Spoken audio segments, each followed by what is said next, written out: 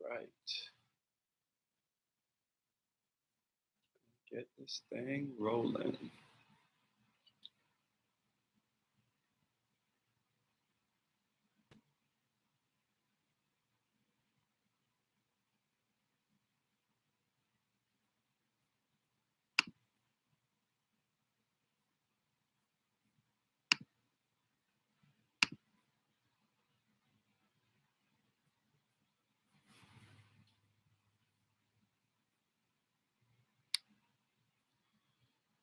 All right, cool. So we got Funk and Focus YouTube live going.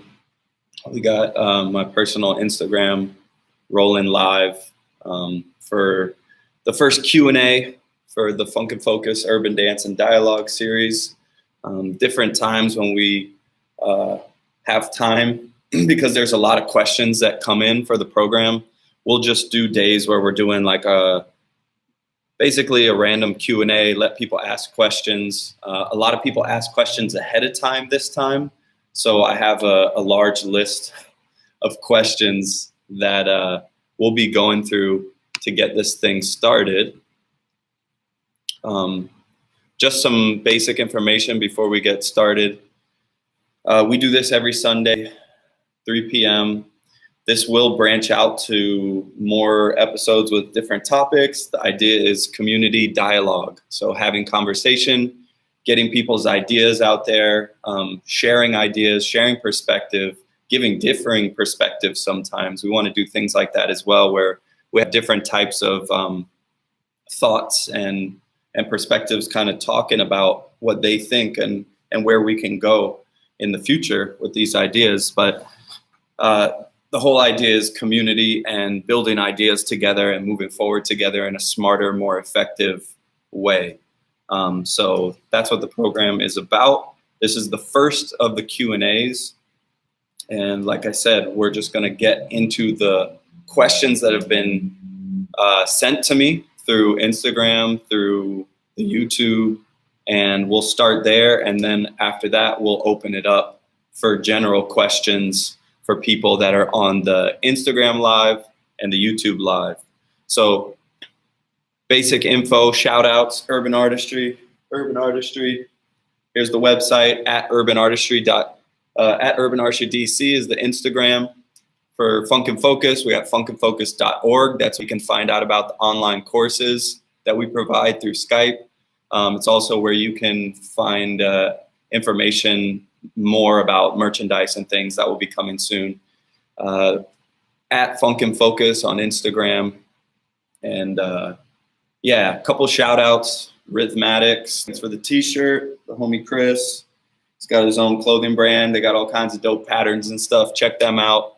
And Clash, so our partners in Denmark, they have an event coming up on October 28th through like November 2nd or 3rd. It's a week-long festival. It's happening soon. I'll be there. Rashad will be there. Anthony from London will be there. Tsunami will be there. A lot of the folks from Urban Artistry are coming out. So we're going to be in Europe at the end of the month. And I'll actually be in Europe from October 17th through November 30th as well. So hope to catch some of you guys out there. I haven't seen some of my European friends and fam in a while. So that being said, we're going to get straight into the questions. Remember that as we do each episode each week, we're going to try to move more towards the YouTube. Again, the YouTube is Funk and Focus, one word, and you can find the live stream on Funk and Focus right now on YouTube, or you can stay tuned in here. But we are going to get it started with some of the questions that we received from the Instagram. So the first question, well, these two will go together. So Johan Abadia says, when do you come to Colombia? And Santos Bruno Luis says, do you want to come to Brazil? Yes. I don't think there's anyone that doesn't want to go to Brazil or Colombia or any of the Latin American countries. I just had the privilege to go to Argentina, spend time with August and Jose and Lou, and met a lot of dope dancers and good people. The energy in South America, from my experience, was so passionate and so strong. They're like really, really heartfelt people, you know. They feel what they do, and they want you to feel their energy and their spirit. And I was super happy to go down there and connect with some of the dancers there. I think South America in general is sort of, not a lot of people go there. And one thing I want to say about that is I think it's important that like we try to bridge that gap, you know, North and South America, because there's so many talented dancers in Latin America, and they have so many cultural dances down there, and people can move already. Like the talent is there. It's like raw talent in South America, and I think it's just like waiting to like for the world to see what's going on, you know. So I hope to come more to South America. August and Jose might be setting up a tour for Rashad and myself through South America at some point. We're hoping to do a camp as well in Argentina. So look out for more of those details. It'll be a popping camp that we're going to host in Argentina. So maybe you guys can catch us there next year sometime. And yeah, I think it's important. Like the places, sometimes the countries that don't have the most money don't have a lot of people coming and sharing, and that's not okay. Like we need to get more people in these places with all these folks that are super talented, have a lot to bring to the table, and you know, share our culture with them. So I think it's really nice if we can get to these countries and places where not a lot of people are going because there's not a whole lot of money, you know, and that shouldn't be the priority anyway. It's all about cultural exchange. Everything is about cultural exchange for us in urban artistry. So, you know, I would love to come more to South America. You know, I had a great time, and there's so many countries with so many talented people, so many dope dances, and yeah, there's just a world of things waiting to happen there. So let's go on to the next questions. Okay, Rashawn CFam on Instagram says, what does training and popping mean in today's world? Is working on the body important? Creativity and concepts. Okay. So training has changed like over the years from back in the day till today. People used to just club and just get down. Like a lot of the OGs I've talked to, they actually never even saw videos of themselves dancing until like the late 90s. You know, so imagine like your training just being, how does my body feel? You know, how does this movement feel on my body? And just going 100% off of feeling. That is a very important thing. But the other thing is like, we have camera now, like we can use that to train and help ourselves get better and enhance the cleanliness and the clarity of what we're doing. I'm not huge on drilling. I'm not as big on drilling as other people, but I do think there is a place for it, especially when you need to just get something in your muscle memory. Drilling can be nice. I didn't particularly do a lot of drilling. I did a lot of just dancing, dancing in the clubs and applying my ideas and my thoughts and experiential learning. For me, practice was experiential. Like I would go into the clubs, House and Rashad would be like, okay, try the levels game. Okay, do only this style. Okay, call this person out. You know, I think gaining experiences, you know, okay, teach the beginning of this class. Learn how to be a better teacher. Like these are the types of practices that we kind of forget about, but that's all a part of training to me. So training to me is not just locking yourself in a room and drilling hits for an hour. That's not the most effective way to train. Or just dime stopping for an hour. That's not the most effective way to train, but it is one way to train. It's very important to experience through dance. And let training be broad. Let it be a good conversation with somebody that knows a little bit more than you. Let it be reaching out to someone in the community that has a cultural experience and a lifetime of living the dance and being a cultural ambassador, and just have a conversation with them. That's dance training. That's training here. Train your mind, train your mindset. You know, the more you learn, the more you're able to change your art, and it will affect your art. So working on the body is important, you know, conditioning, foam rolling, things like that. Keep your body in shape, keep your body mobile, agile, but keep your mind healthy. The more information you learn, the more different types of movement you learn, it all comes together in a nice, beautiful way. And then it becomes a lifetime of training. It just keeps evolving. You know, you just keep changing and changing and changing as you go. Let's see. Monster Pop says, can we get a breakdown of the Assassin's crew history? Approximately how many members worldwide? Okay, so basically the Assassins started in LA. So Assassins started in Los Angeles.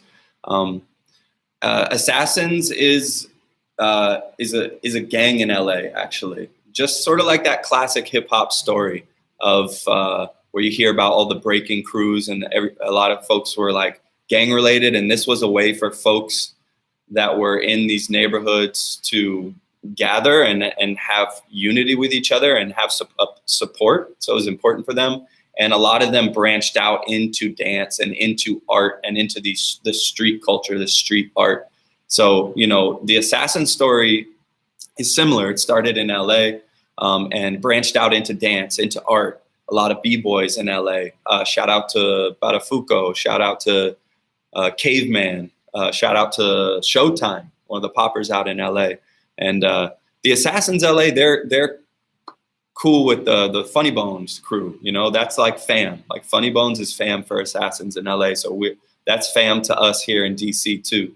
A guy named 40 from Assassins LA, he moved to Germany in the 90s, I believe. And he started the Stuttgart chapter of the Assassins crew. And that chapter was also mostly B-boys, except for, I believe, Junius Brickhouse, who's the executive director of urban artistry, floor captain of Assassins, and brought Assassins to DC. Shout out to the Stuttgart chapter, you know, Falzon, Scotty, Mikey.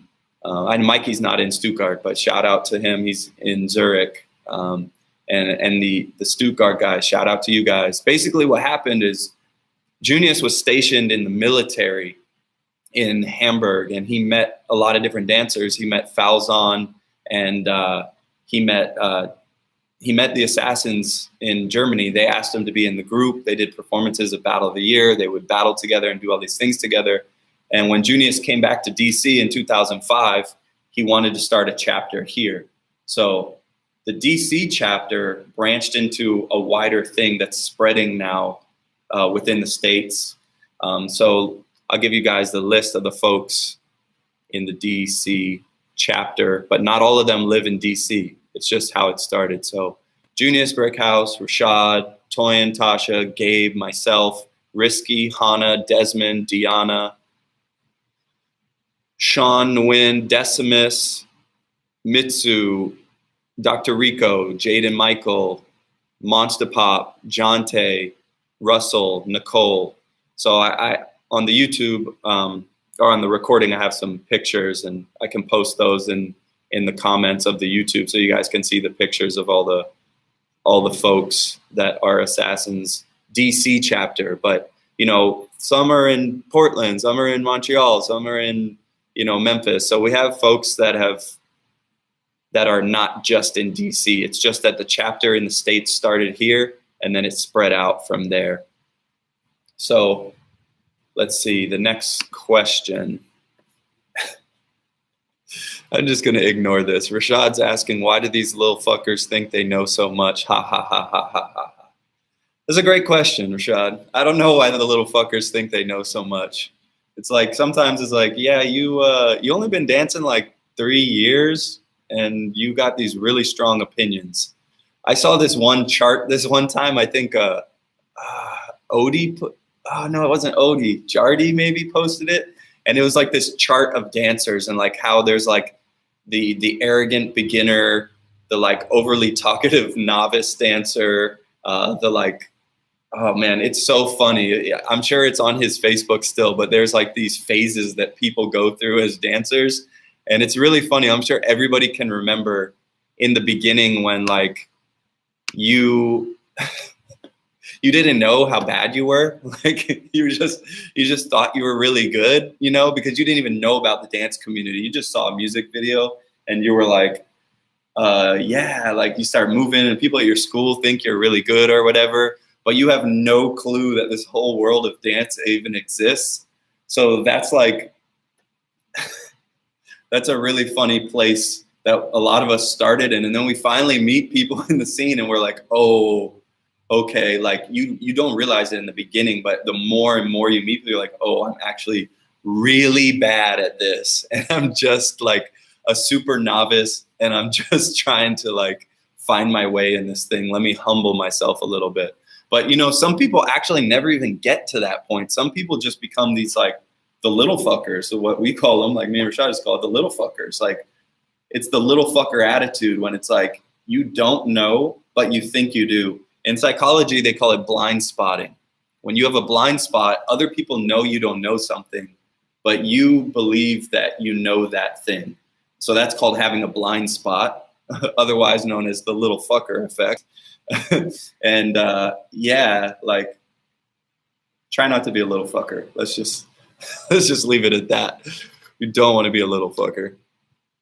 Let's go back to some questions. I can't read this guy's name, but he says, for training, do you believe in drills or believe in freestyle? We talked a little bit about that, the little fuckers. We talked a little bit about that earlier.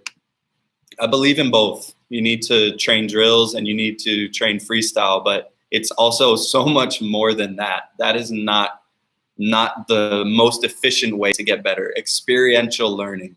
Learn in the settings by doing the things. Try to get in the clubs, get in the ciphers. Get in the ciphers more at the sessions.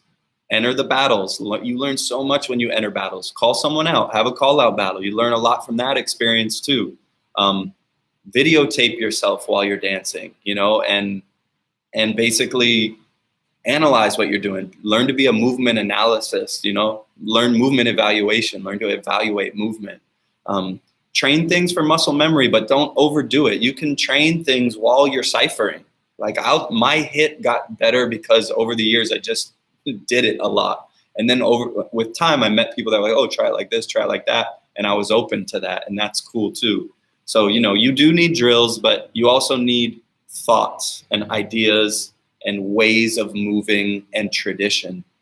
For me, popping, training, and doing drills and freestyle, like that's all good and well. But if you don't understand the why, right? People talk about this, like Doug has talked about this, the why. If you don't understand the why is all about the culture of the dance. If you don't understand why the people lived the way they did, why they moved the way they move, what the expression was really about, you could practice a million moves. You could practice your freestyle and your concepts and your ideas a million times. It will never come out with the passion and the feeling that these originals have, because they're dancing with purpose. They're dancing for a reason.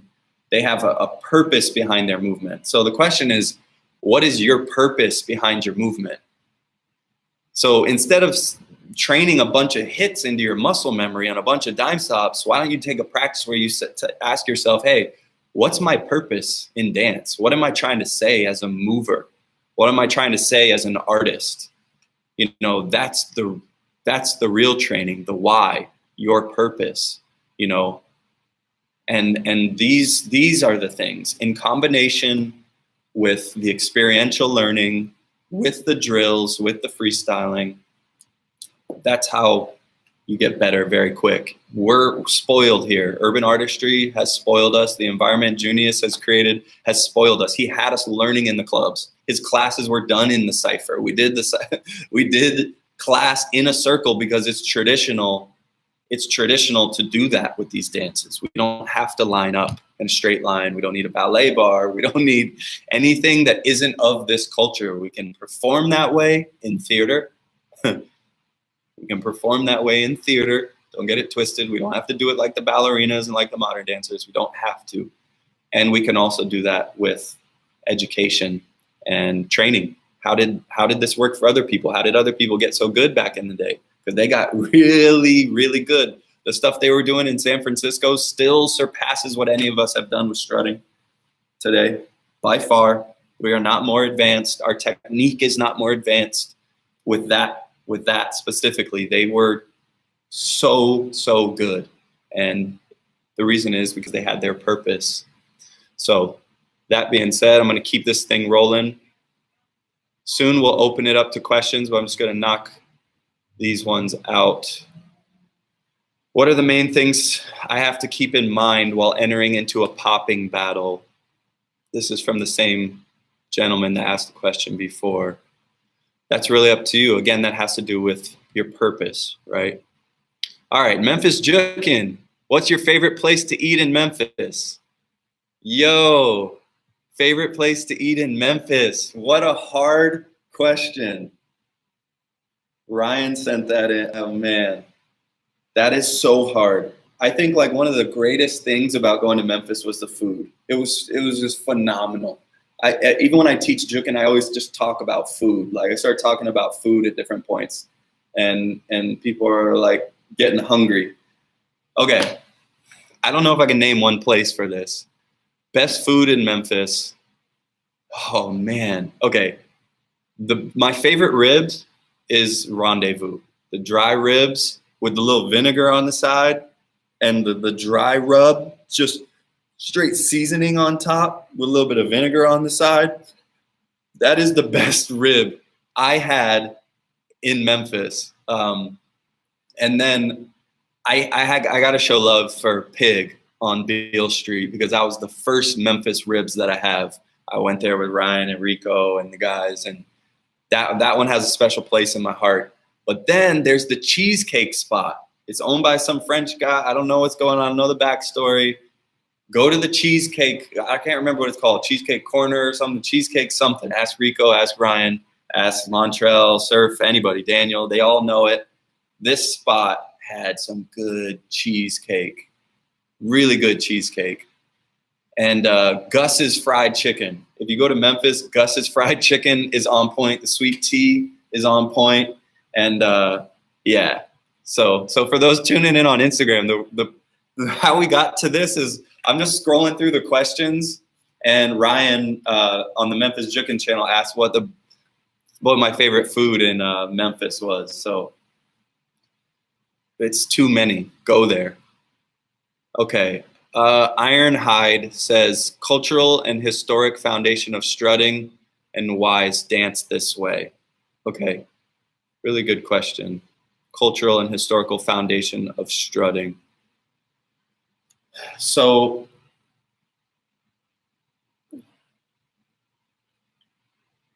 that's a huge question. That's a huge question. But I'll just say this.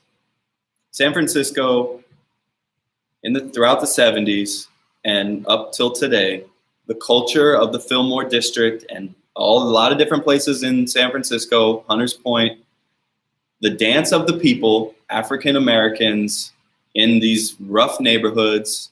We're in the 70s. There's civil rights still happening. The Black Power movement's happening.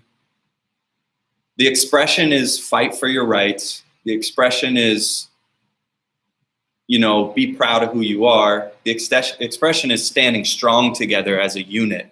It's about standing up for your people and standing up for what you believe and what you do in your community. There's so much power and pride behind strutting that it has to be more than just the foundational movements. Foundationally, what I got from talking to Pop-Tart is that strutting is, and this is from Pop-Tart, what I took from Pop-Tart. He didn't say this directly. This is how I interpreted it. Strutting is a mix of Oakland Boogaloo, the Fillmore, and the robot. And this is how I teach it in the online classes that I do when I'm teaching my students.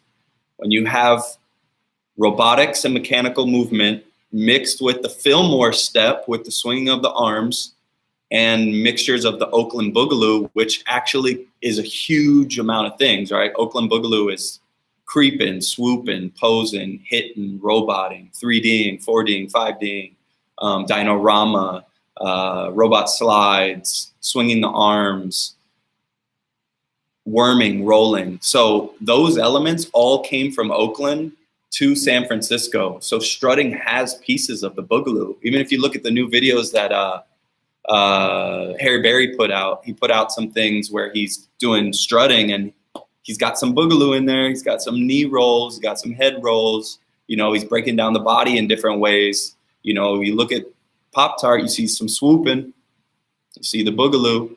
So, you know, like culturally, it's just what people did in San Francisco because of what information was in Oakland and what came across the water to them. And that's pretty much, yeah, it's hard to answer all of that. It's such a big question, but really we're talking about like the way people live. And I'll also say this, when we were in San Francisco last time, aunties, uncles, grandmas, grandpas were coming up to Pop-Tart and everybody was going like this. This is how they greeted them, whether they were a strutter or not. They weren't even dancers. This is how cultural it is for Black folks in the Fillmore district. This is how cultural it is. This is how they greeted each other. They walk up behind Lonnie Green and they go, "What's up, Lon? You want some? You want some, Lon? You don't want what? You don't want none, Lon? What's up?" You know? And then they'd be like, "Oh, what's up? How are you, man? So good to see you." It was like the official greeting or something in San Francisco.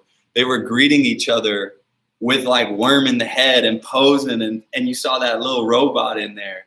And I was like, wow, those are not even dancers. They're not even dancers, right? But they are dancers because Black folks dance, do music, like dress a certain way. It's cultural, you know? It's cultural. So it's like, I can't say that they're not dancers, but what I'm saying is like, they're not the type of dancers that we think of, like, oh, we consider ourselves dancers. No, they grew up with it. They saw it all the time. They knew that Lonnie did that as a kid and that he did it his whole life. So of course they're going to greet him like that. "What's up, Lon?" And they could all roll their necks so good. I mean, and we call that a technique and a drill. No, that's just what they do. They just move their neck like that in San Francisco, in the Bay. Like they got that swag, that persona. It's so cultural to them. It's just embedded. It's just embedded in the way they live and talk and everything. Okay, so next question we have is from Naman Knights. And he asks, what are concepts for you? Okay, this is a very simple answer. Concepts are just ideas. It's just something that you've thought of in your head, and you're going to try to do that with the movement of your body. Okay, I have this idea. I want to create a string, and I'm going to act that out by grabbing it and pulling it and using a fixed point with it. Concept is just simply an idea. Okay, I want to use levels. Your concept could just be using levels, you know, like I'm just doing levels right now. I'm going up and down with my movement, you know. Sometimes I think poppers get too nerdy with their concepts, and they forget that the music is actually more important than the concept in your brain. So your ideas are great, your concepts are great, your creativity is great, but the music and your purpose, your why, has to drive your movement. If your purpose isn't driving your movement and your thoughts are driving your movement, it's never going to be as powerful. And that whole thing that people talk about, like the spirit of dance and catching the ghost and zoning out, you won't find that. When you dance from here, you never find that. When you dance from here, from who you are, from how you feel, from what the music makes you feel, that's when you start to really find you in the movement. That's when people can feel what you do. Here's something. People that dance from technique and from drills and from concepts make people think this. When you see them, when they watch you dance, they go, "Oh, that's kind of cool."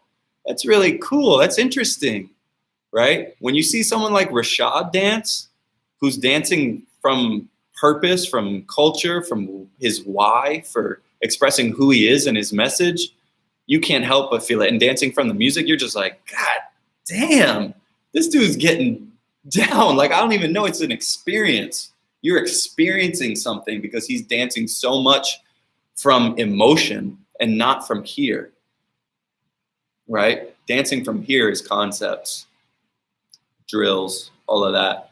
Dancing from here is a different thing. And knowing your why, knowing your purpose, expressing that in movement, that's a powerful thing. That's what is so influential when people watch Rashad. It's so influential because he's expressing something deeper than what he's thought of. He's letting his ancestors speak. He's channeling in to something higher. And we'll do more talking about that on this series. But yeah, we'll keep it like that for now on that one. Okay, I got 2 questions left, and then I'm just going to open it up. So, Shadows, the homie Shadows from Dallas, give us your top 5 unique tutters that have influenced you. Okay.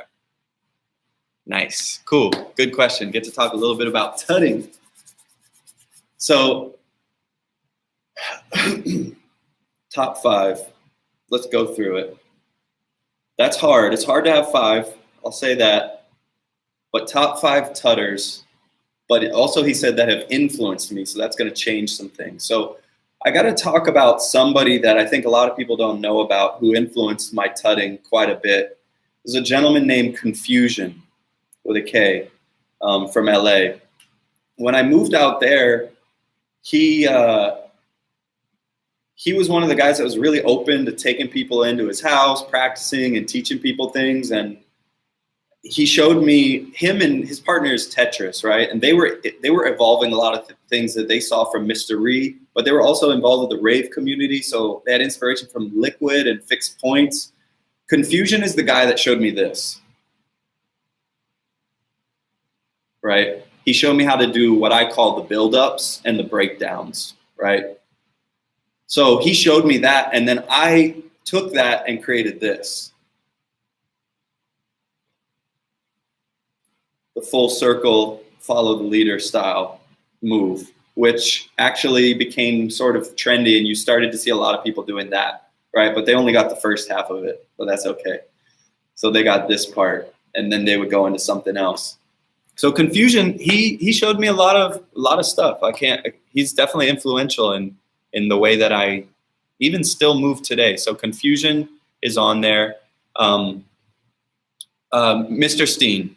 Steen is my biggest influence for tutting because his systems and his movement and some of the foundational moves are just in my system. We did them in the shows. I got that really in my system. And basically, I had to ask myself, what's my why? How do I futurify this stuff? Because I have so much movement from Steen. I have so many different ways to tut from Steen. So still to this day, he's a huge influence on the way that I'm tutting. And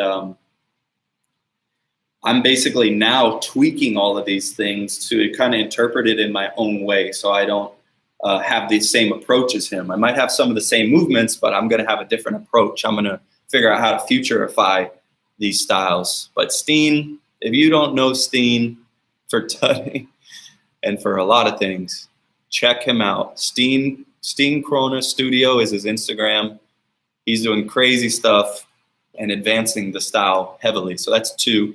The next 2 are just 2 OGs that I love to watch. I love to watch Sensei Bop from the LA Boppers and Mr. Ree, both from the South Central LA area, I believe. Mr. Ree is super animated with his tuts.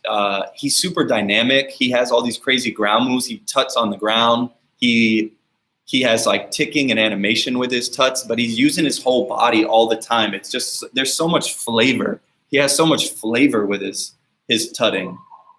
I really, really like his style. He has a lot of dope styles of tutting. Sensei Bob is like one of the most free tutters you'll ever see. He's so free. Every time you watch him, really listen to the music. Listen really deep to the music, because he's adapting his tuts and his movement every single solo. He's a true freestyler. Sensei Bob's a true freestyler. His tuts look different every single time. And he might even use some of the same patterns, but the texture and the vibe under it and the rhythm pattern, it's going to be different. He has really dope 3-dimensional tuts. And he showed me some secrets when I met him. Check the interview I did with Sensei Bob on the Urban Artistry Preservatory Project page. We talked about tuts, and he broke down a couple little secrets. And yeah, so that's 4 so far. Too early. Sorry, okay, 5th one is this guy named Dima Worm. I don't even know if this guy's still tutting, but he's like Russian or something. He has videos online. I think he might even be like contemporary dancer or something, or experimental. I don't know what he considers himself, but all I know is he's a super dope tutter, really dynamic movement, large angles, things on the ground, different shapes with his knees and things, and a different flow, and super, super, super clean. He's really, really dope. So check out Dima Worm too. And then I got to give some other mentions. So Wiggles was the first person that I saw his tutorial and wanted to tut like. He was the first inspiration. Junior Boogaloo was the second. You know, these are like early inspirations, you know, when I was just finding my way. I met Junior when I was a kid, when I was like 19 maybe. Wiggles had his videos and stuff like that. So, and then new guys, Shadows. Shadows asked the question. Shadows is a monster. He's one of my favorite tutters for the new generation. He's musical, he's rhythmic, he's clean, concepts for days. Yeah, Shadows is dope. And of course I love Icy from the Moonrunner. The Moonrunner connects and Icy. And Snap, yeah. Dang, yeah, Snap is dope too. He puts a little bit of dance hall with his flow, and he's really tight. So yeah, I guess that could be it for the tutters. We'll go back to the questions. Angel Carretero, what do you think about your last battle versus Frantic? Nice, good question. So, yeah, I just had an awesome experience battling the homie Frantic from Mighty Zulu Kings and Funny Bones crew. Check it out. It's on YouTube. We have 2 battles on YouTube now, because the other one that we had was from 2009 at Manny Frost's event.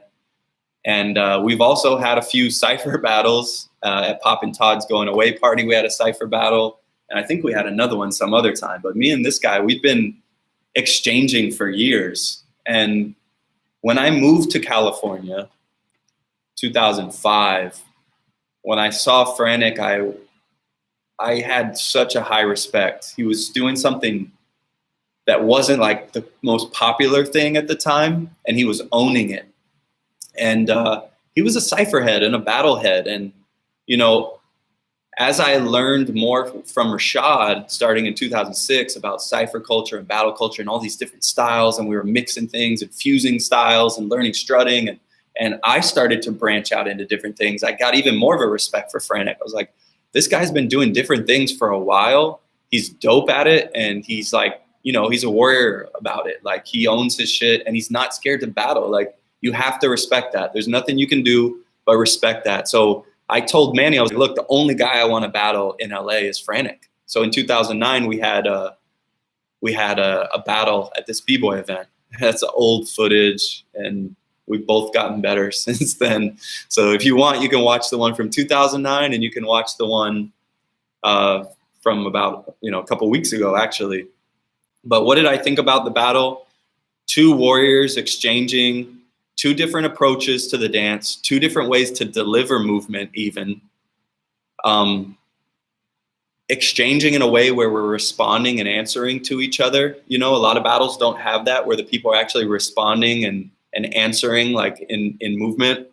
I think it's just a good example of like a great popping battle of 2018. You know, like two people that are good at what they do, culturally sound in what they do, you know, have done that work too. Like he's like a representative of LA. Like his movement represents LA so well, you know. My movement represents urban artistry and DC culture well, but I'm also like an ambassador for things because I'm a researcher. So my movement shouts out to Memphis. My movement shouts out to the Bay, to San Francisco, you know, and to DC, of this idea of fusion and mixing things, you know, and being a boogie boy. So it's like that battle was fun. It was all respect, all love, no shit talking needed, just supporting each other on the side, motivating each other. And yeah, it was fun. Every time Battle Frantic, it's fun. And I always know it's going to be because it's two dudes that are about the art. When you're about the art, you know, like that's all that matters. You're about your craft, and battling and exchanging, that's nothing. That's just what you do. So shout out to Frantic. And yeah, let's see if I have any more questions on here. Don't believe I do. So that means we can go to the Instagram and the YouTube. So, all right, let's see where we're at. I'm gonna go through the Instagram first. Shout out to everybody for joining. Appreciate you guys. Do I do online classes? Yeah, let me talk a little bit about the online class program quickly. So Rashad and myself have a program with the Funk and Focus team, and it's online classes through Skype. There's different programs. So there's, right now there's just a drop-in, which is just a Skype class, private lesson. And then there's a 1 month thing that you can keep doing month after month, which is 4 classes within 1 month. Or you can do it like in 3 weeks if you want, or 2 weeks if you really want to. So there's 2 packages at the moment. And then there's also online group classes that we promote every once in a while. We put out like an online group class. We've done a tutting one, a strutting one, a twist-o-flex one. That's more where we do the book of styles type of thing. So we have the online book of styles program. We have drop-ins, which is one-on-one privates, and then a little bit more like in depth is like the month program, which can turn into 2, 3, 4, however many months you need, depending on our availability. But the program's simple. We build a curriculum. We talk the first class. We talk about what are your goals? What are you trying to do? What do you want to improve through this? We build a curriculum for each class that is a program specifically for you, sort of like a trainer would at a gym or something. You know, like we build a program that makes sense for you, that you can agree upon, and we start to work that program. And that's pretty much the idea of it. And we work it little by little. There's homework videos in between. And yeah, it's a good educational program for people that are trying to learn. Even some people just want to learn about culture and history, and we break these things down because that's a part of our education as well. So let's see. What up, JD? What up, Urban Artistry? What up, Memphis Jukin? Shout out to Memphis Jukin, all the homies in Memphis. Hope to see you guys soon. Shout out to Montage. Shout out to Shadows, little fuckers. I'm telling you, and I might do a whole episode of talking about little fuckers and days. I'm not going to explain it too much right now, but that's the whole world is little fuckers and days. It's a funny story too, but not for today. Just don't let the little fuckers get you. That's all I can say. The little fuckers are running wild. Don't let them get you. Don't let them convince you. Urban Artistry. Little fuckers, sit down and listen up. Oh my gosh, who's on that? That's funny. All right. Into Gabriel. Gabby, what's up, man? Gabby's asking, what is your purpose behind your movement? Huge question. My purpose has changed over the years because I went through phases. You know, I started with someone that just wanted to be cool, thought it was so cool, it looked delusional, I wanted to do it. Then I started to learn about the history and learn about different people, want to be like them, you know, and then I started to say, oh, I gotta have my own thing. Who am I? my purpose was like, okay, I started saying, well, who am I? I have to show who I am through my dance. What's personal about me? Then I met Rashad, learned about the culture and history, can be a representative. So being a representative is one of my purposes. Being a cultural ambassador is one of my purposes with my movement. When you watch me, you can see tradition, and that's what I want. And another one of my purposes is to be futuristic, to be innovative. So when you watch me, you can see that too. You're gonna see traditional movement, and then you're gonna see outer space. And that's how I deliver. And I deliver, that's what I meant by me and Frantic have different deliveries. I deliver like, boom, like, here's a bunch of crazy shit. Let me hit you with a bunch of shit at once and be like, whoa, what is going on? Like, what is happening here? So sometimes like in my approach, my purpose is to like show you I just came from outer space. Like I'm some cyborg from the future that's just dropping a bunch of knowledge on you. Like, this is what popping can be. This is what it'll be in 5002. Like all of this will be included. But the funny thing is, like, just as innovative as I am, I'm also traditional. It's just that I innovate traditions. That's how I balance it. I take the traditional stuff and I innovate it with who I am today. Another thing that one of my purposes as an artist, and I also try to represent this in movement, even though it's easier with words, is to be a white dancer that represents Black culture as authentically and respectfully as possible. So, I'm not trying to take movements from strutting and juking and just mimic it and be bad at it and teach tutorials on it. No, I'm trying to learn, be a cultural ambassador for these things. So, that I try to represent that as a mover as well. They call me Wukong. What practices do you do outside of popping that help with mentality or training, meditation or yoga? I've tried meditating a little bit. I want to get a little bit more into it. That can be very helpful. Yoga, I did that when I was younger, but lately I kind of have my own forms of meditation and yoga. I have my own programs that I do myself. I have things I do for like strengthening that Damon showed us, the Damon exercises. Steen and Thomas used to do these Damon moves. Like there's a regimen of Damon moves, and they're all like exercises, but they're like ground moves and power moves. And me and Rashad had a period because Steen and Thomas told us they used to do this. They used to do the Damon moves every morning, 20 torpedoes, 20 of the snaking move, 20 of the jazzies, 20 of the David Burns. And they would wake up and do that in the morning. So me and Rashad at one point, we did that. We went strict on it. And that's why one of the reasons why in 2013, our style was so big and so huge. And we were just like doing so many big moves. And it's the Damon exercises. So, taking care of the body with that was one thing. And then, of course, foam rolling, stretching. There's certain stretches that are good for certain ground moves. Certain stretches, I'm stretching because I'm trying to get a move. I'm stretching because I want to dance in this position. I stretch in positions because I want to get comfortable there. How can I get comfortable in this position so that it's like, it becomes second nature? So I do exercises that are dance moves, and I do stretches that I'm going to dance in. And that's how I came up with a lot of that stuff on the ground that people are really taking a liking to, like all those like sitting down things and like using the knees and like sitting in the half split. And, like if you look at the footage from Unite the West Coast in 2008, I was doing some of that, like putting my hands on the ground and like using that as a whole style and balancing. That's from like an exercise, or sitting in a half split and dancing in the half split. And I would move my leg and then straighten it, put it back, So I think those are a couple things you can think about. Let's see. Any advice on fusing, crossing different dance styles? Yes, absolutely. Fusing, crossing dance styles. Here's just one thing that helped me. The more you understand those two styles separately, the better it looks when you put it together. Because if you fully understand juking, you can do it by itself. And you fully understand popping, you can do that by itself. You'll know more of the parallels. The parallels of where you can piece them together.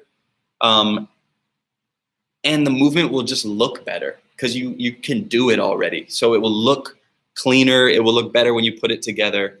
But one important thing about fusing is like you still have to dance to the music. So once you fuse two styles, you also have to think about what's the character of the music. Everything is about music for us at Funk and Focus Urban Artistry.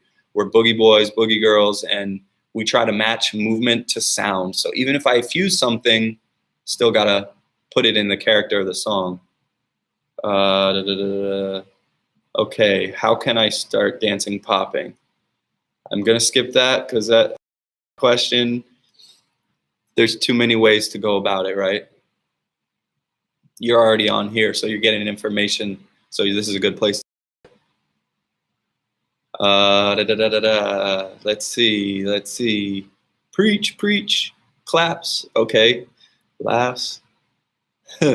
Jeff AP, sometimes those little fuckers get smarter. That's how they up. What are concepts? Again, we talked about that a little bit earlier. It's just ideas. Shout out to Porto. Rest in peace to Porto, the homie from Egypt, passed away recently. He's a true soldier for the art form, for the dance in Egypt, a true leader. Shout out to Space Crew.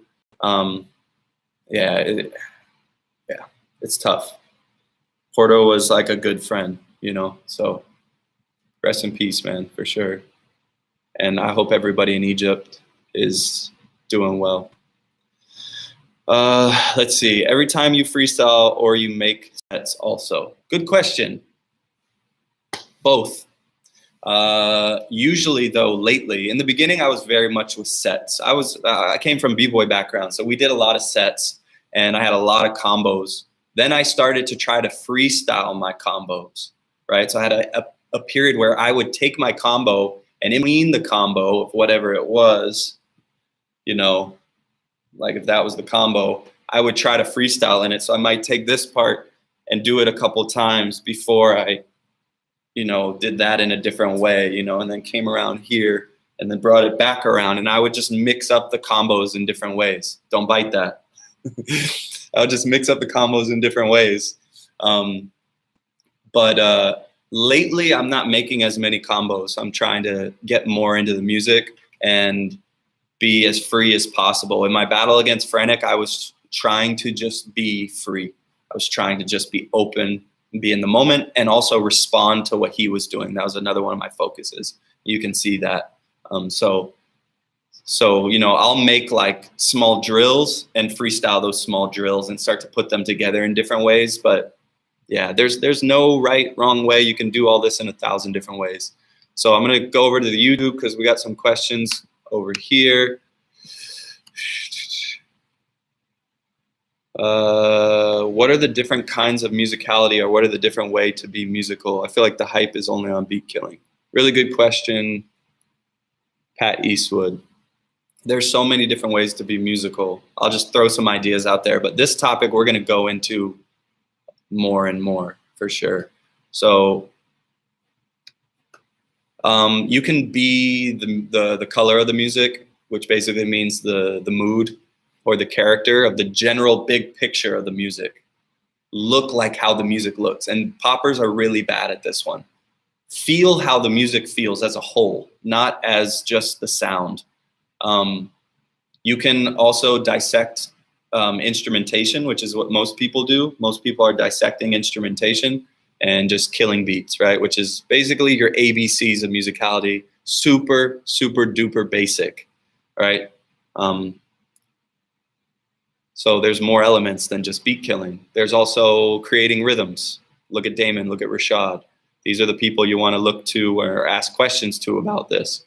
Always creating rhythm patterns, 16th notes, 8th notes, syncopations, paradiddles, you know, even, you know, like being super legato or being super staccato, you know, like being really good at texture.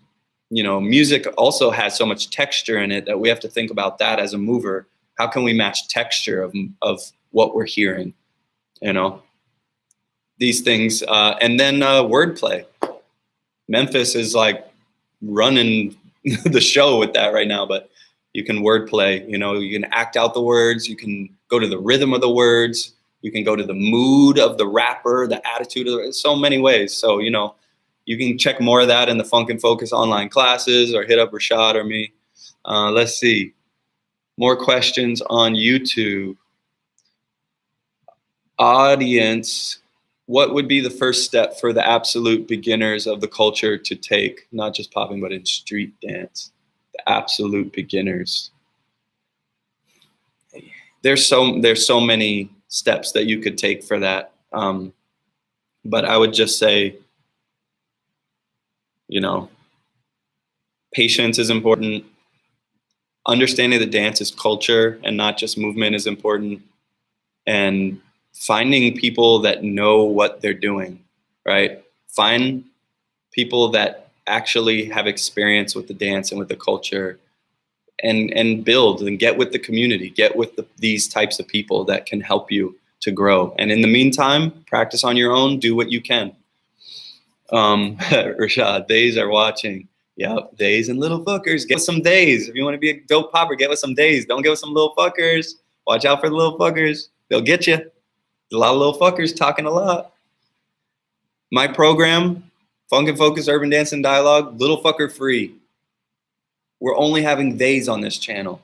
Stamp that right now. I hope. No, fuck that. We're doing it. Mike Chung, how does one keep the authenticity of popping while incorporating other styles of dance? It's a good question. You have to mix it into something that's like foundational or traditional movement for popping. So it has to be like if I'm trying to put in some find parallels, right? Just find parallels. If I'm a crumper and I know how to chest pop, put that in with a bopping style of hitting with your popping, or like an animated chest dime stopping motion with your popping, or put it with Cobra, chest pops with Cobra. What would that look like? That'd be weird because you'd be rolling the chest and you'd be doing the chest, the chest pops from crumping, so that could be really interesting. So it's about parallels. Mix things with traditional movement so that it still looks traditional to some degree. If it doesn't look like, that doesn't look like it's traditional, then that won't really make sense. And then again, if it doesn't look like the music, then it will never make sense.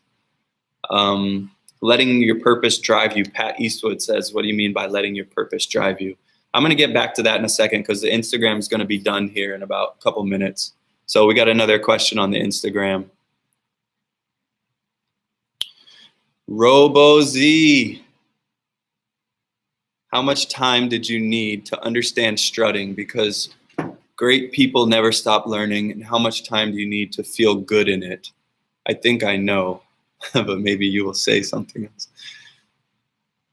Yeah, well, you probably know what I'm going to say, which is like, you need a lifetime. Like you need to know that you're going to be learning and getting better constantly. That process is never going to stop. I think I feel like I still don't fully understand strutting. And I've been doing it since 2008. I don't fully understand it. I've interpreted it though, of what it is for me. And I can tell you the different stories of the different people of what they believe strutting is. Because again, just like the word popping, people are going to give you different definitions. Same thing with strutting. There's different ways to approach it. So we have to think about what is it traditionally and what is it to me. The more you learn about the traditions, the more it will change what it is to you, which is okay. But you have to understand that first. And I think since the beginning, I had an idea of what it was to me. It didn't take a certain amount of time. I was like, oh, I think it's this. I watched the videos. I think it's that. We met Harry Berry on the strip, and I was like, oh, okay, I think it's this. Now after I saw Harry Berry, then we met Pop Tart. Okay, I think it's this. And my ideas keep changing, but the more I learn, the more I can have an idea, a more well-rounded picture of what it truly is. How long to feel good in it? Yeah, again, that takes a little bit of time, and I think that has to do with your understanding too. The more you understand it here, the more you'll be able to adapt it to your body and to feel better and better in it. So I'm running out of time on the Instagram. I got like 20 seconds. Again, thank you guys for the questions. We do this every Sunday. I'll be in Denmark October 17th through November 30th. Hope to see you guys in Europe. subscribe to Funk and Focus, YouTube, and our Instagram. And check out the online course if you get a chance. Jump on YouTube. We're about to be on YouTube still.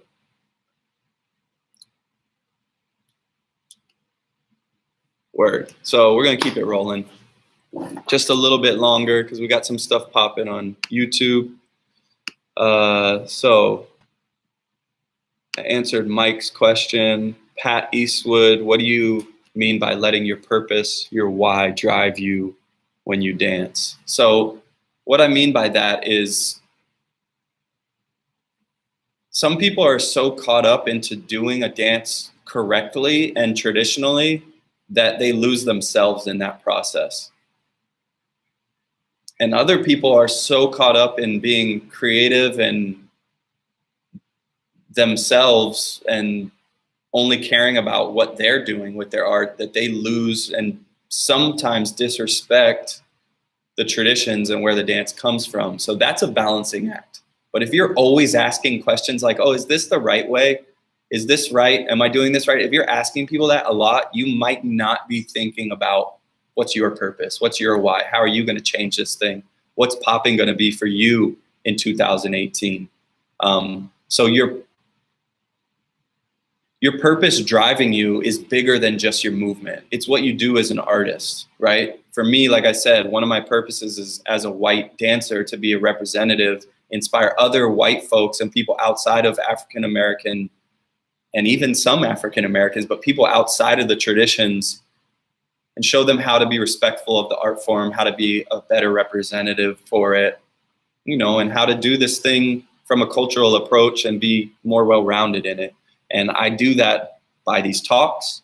I do that by the interviews that you see me do. And in my movement, you can see the traditions that I'm carrying, which I carry traditions in movement, different styles, and the tradition of being myself, which is another thing we talk about a lot in urban artistry and funk and focus, the tradition of being yourself. And that means that I have to show who I am. That has to do with the things you liked growing up as a kid. You know, oh, I like this cartoon, I want to make an animation character like that. Or a movie you saw recently, you know, and just let the way that you grew up, the things you liked, be a part of your purpose. Like when you watch, again, the battle with me and Frantic, you see two different approaches, you see two different purposes happening, and that's okay. And that's a beautiful thing. And he's representing what he represents and living and dancing his purpose, and I'm doing the same.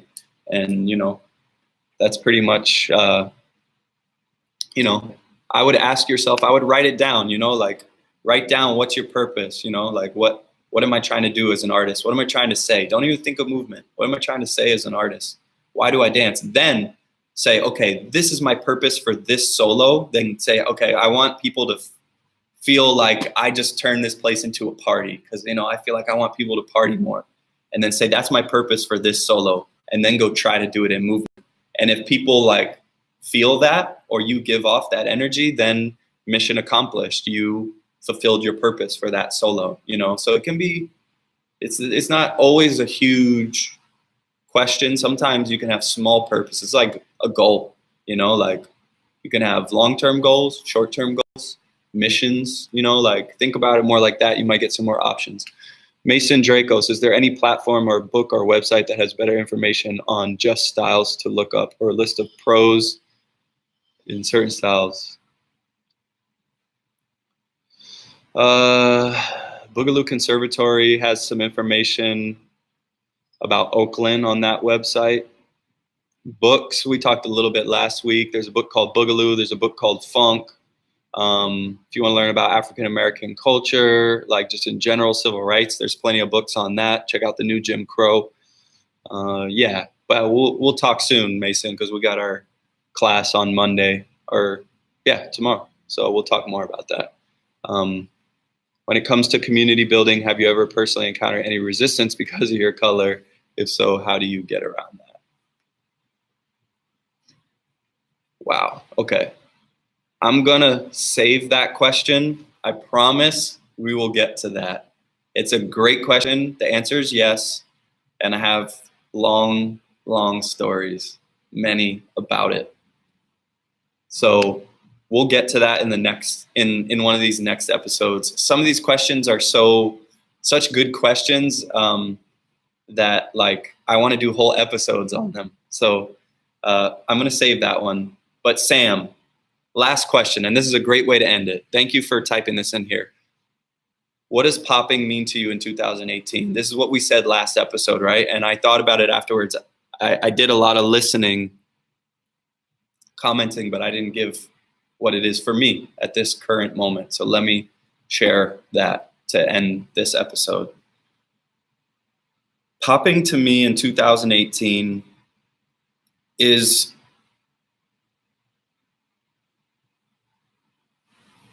it's a new day and age, right? With globalization, the connection of the internet, there's really no reason that we cannot be cultural ambassadors, that we can't like find and meet these people. So I think to me, this is my standard. This is not a worldly standard, but the idea of like taking all the movement that I like, right? So if I like the Nicholas Brothers and I like strutting and I like juking and I like crumping and I love popping and I know a bunch of that foundation.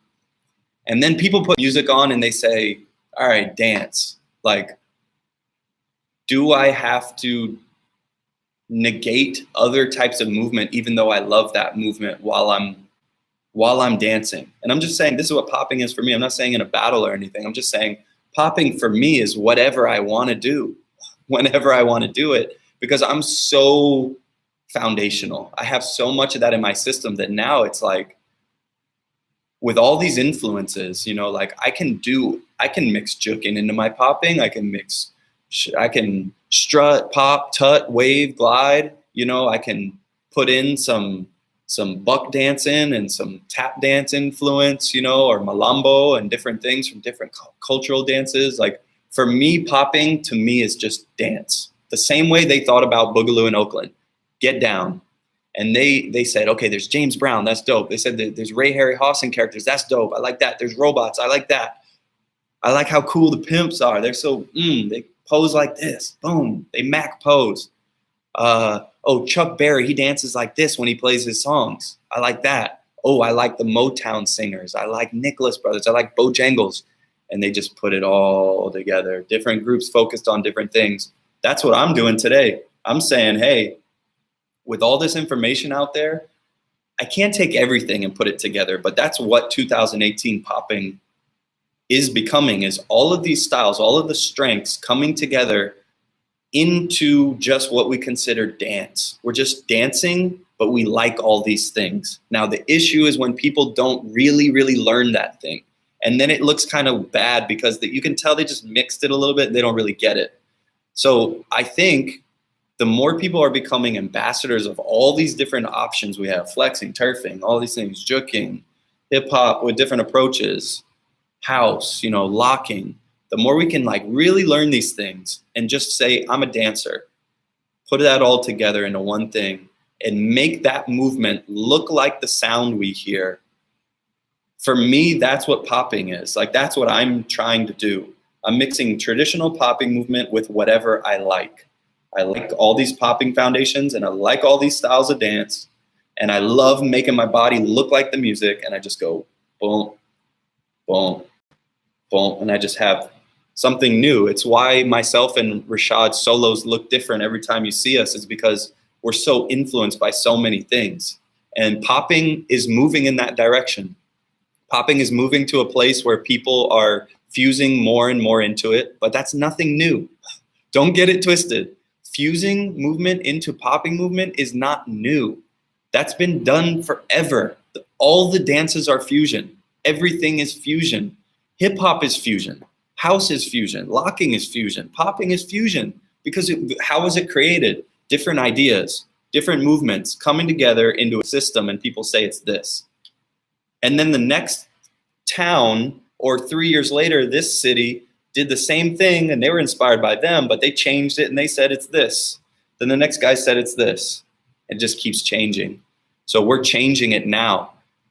Trap music, That's changing popping. That's making people want to juke more and do those types of rhythms. The rhythm of popping is changing because of juking, like different rhythm patterns, you know, like, so we're in a place where we've moved to a point where we're dancing more to the music, I think. Like, at least from when I started, it was a lot of tricks, you know, it was a lot of tricks. And the Electric Boogaloos have a point when they said that. They were like, there's a lot of tricks going on, but not a lot of dancing.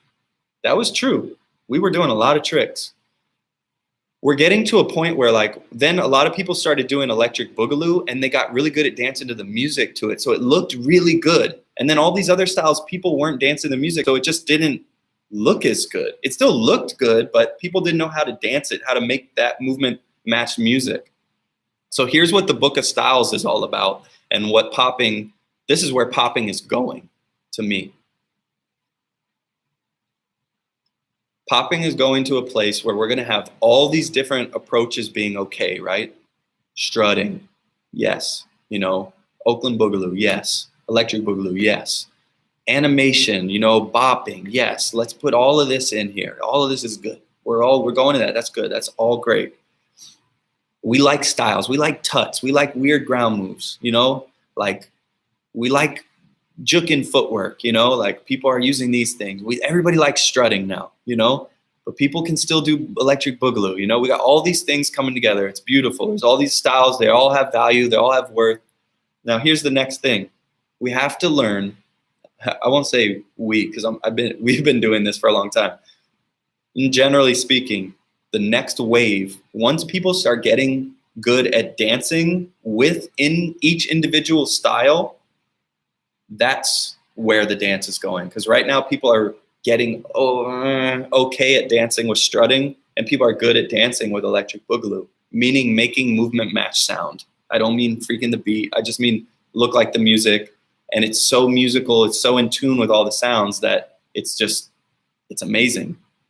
But if you can do that with every style of popping, that's where the future of popping is going. It's going towards fusion, and it's going towards being able to make every type of movement you do quality and to the music. If you can't make it look like the music, I guarantee you it won't last.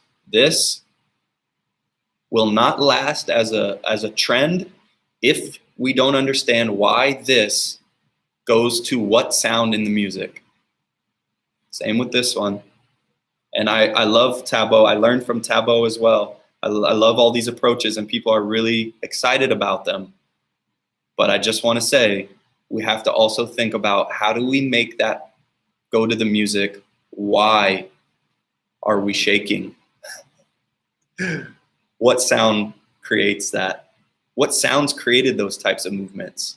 Let's put that to the music a little bit more and match movement to sound. So, you know, 2018 popping is freedom. 2018 popping is fusion, which it always has been.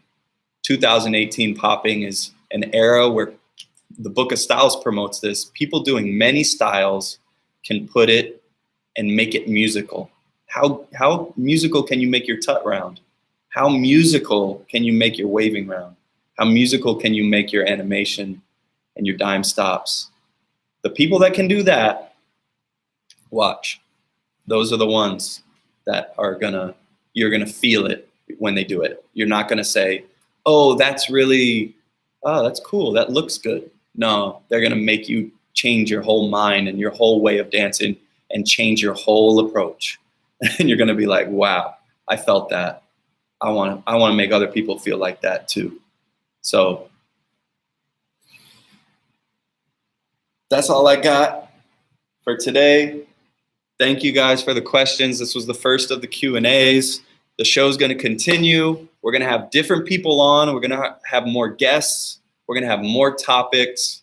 I'm gonna be having debates on here. We're gonna have everything. So again, subscribe to the YouTube, the Instagram for Funk and Focus, Urban Artistry. Check out the online course. Hit up myself or Rashad if you're interested in online programming, one-on-one classes, online group sessions, and I'll be in Denmark October 17th to November 30th. I'll be at the Clash Festival. Hope to see my European friends out there. And that's it. So peace, respect, future checking out. I'll catch y'all soon.